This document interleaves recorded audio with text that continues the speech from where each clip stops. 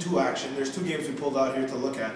The first one is the Wolfpack versus the Express. The Wolfpack, of course, getting a big win over Ross's Shockers last week and looking to build upon that success. But Express kind of turned the tide there.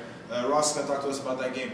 Well, basically, before the game, it was in our wonderful new fields in Laval. The whole Express team was there, pumped, ready to go. They were a little worried seeing how Wolfpack did last year against the team, last week against a team that they know can compete in D2. So we were all there waiting, practicing.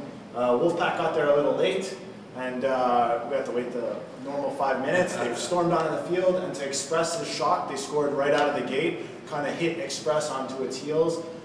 Express got it together, used the much bigger width of the field to get open, and then pounded basically Wolfpack into submission. Well, Ross, just looking at the Express team, just like I mentioned about Carmen Pelice being the X factor for the Notre Dame team D1, if you take away Patrick Schnurr from that Express team, they're absolutely nothing. And again, next week they have a big game against us, the High Rollers, and right away after their victory over the Wolfpack, excuse me.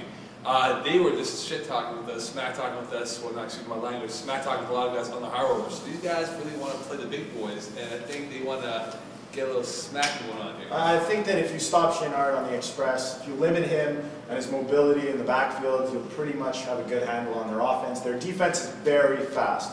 I mean, you have a small window, small target to get into, and I think Wolfpack needs to mature slightly on, they're very organized, they just don't know who has the talent to step up or not. And I think as the season goes on, you know, a couple stars will emerge and rise, and we'll find out exactly what Wolfpack is doing. Yeah, but can you really stop Chenard? That's the question. I mean, Carmen talked about how good he is, and he's elusive as a quarterback as well. But Chenard is very elusive as well. I mean, he's a quick runner, has a good arm to throw it deep. So, you know, the question you have to ask is, you know, like, can you slow this guy down? I mean, he's in my opinion, I think he's very explosive. So, a guy like Chenard, you know, you just give him just 1 inch and he's gone. That's it. Well, the trick with any mobile quarterback in this league is really to try and contain him, push him to a corner, force him to make a throw that if you have athletic enough DBs, which many teams, let's face it, in this league do, you can force interceptions, things like that, and then once you get somebody out of their game, try and push them into the pocket. Just like in the NFL, if somebody's a mobile quarterback, you keep him where you can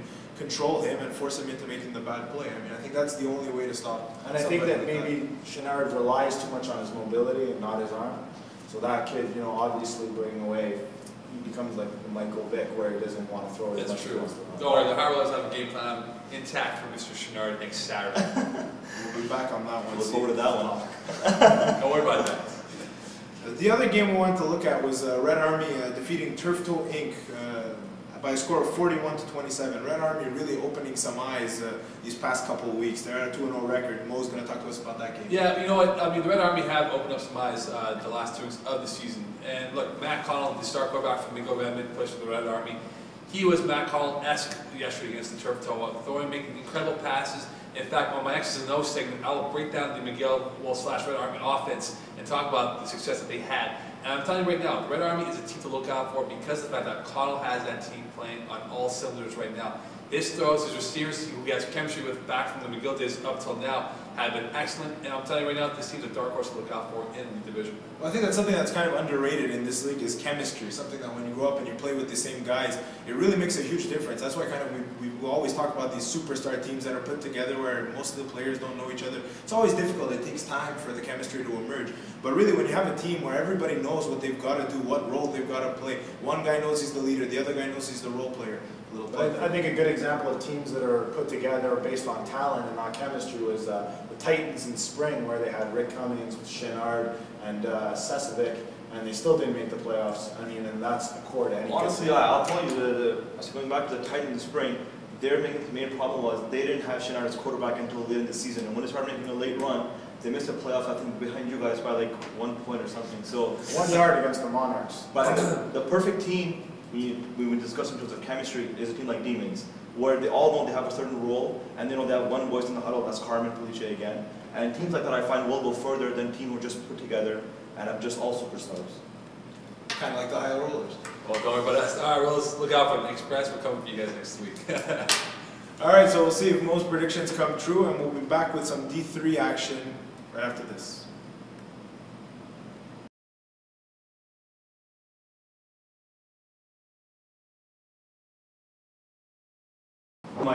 first official edition of Rehan's Role Players. As you all saw, there were technical difficulties. Last week's segment wasn't properly done, but that's okay, guys. I'll catch up real quickly, and we'll get the ball rolling as soon as we can right now. Let us first start with why the segment was done. Well, basically, I just feel that some players in this league don't get enough credit, and they're the unsung heroes to do their job, and they're just as an important role as any other guy on their team. And I find it's now time that some of these guys finally get their due credit. Let us first start off with Division 1 Notre Dame. Maurice Monessa, you're a great teammate to have. I've seen you play on many occasions.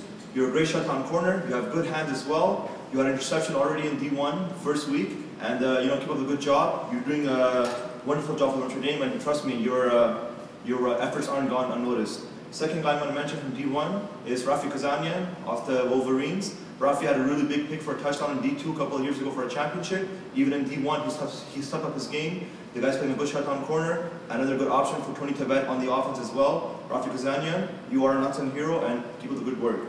The third guy I'll mention in D2 is Gary Bloomfield of the Shockers. Gary is the captain of that team. We all thought it was Ross Castleton, but to my dismay, it's actually Gary Bloomfield. The reason for that is Gary is a very calm individual, and that's very important in that team because, of Ross's antics. Someone needs to neutralize that team a little bit, and Gary, you do a great job not of only neutralizing Ross and keeping the team calm at times, but at the same time, Gary, you're an amazing shutdown corner, you're a great inspiration to all your teammates, and Gary, you're my unsung hero. And the last guy I'm going to mention on this segment is Christopher Edgett of the Convicts. I've had the pleasure of playing with Christopher 4 seasons in FlagPlus football and Kings. Now he's part of the Convicts. Unfortunately, got to part ways, Chris, but I must admit that the guy is an amazingly great tackler. On the Kings championship season in spring, the guy had 16 tackles in playoffs. That's a great stats to have. He's already had 2 touchdowns on offense in the Convicts. And Christopher, what can I say, buddy? I wish you all the best of luck. You're a great player. No one ever talks about you, but I will right now. And this is it, guys. This is my unsung heroes. Everybody else who wants to be on the segment, don't worry, guys. As the season goes on, I'll try to mention everybody. And if you have any questions, you can always email Darren. Thanks, guys. See you next week.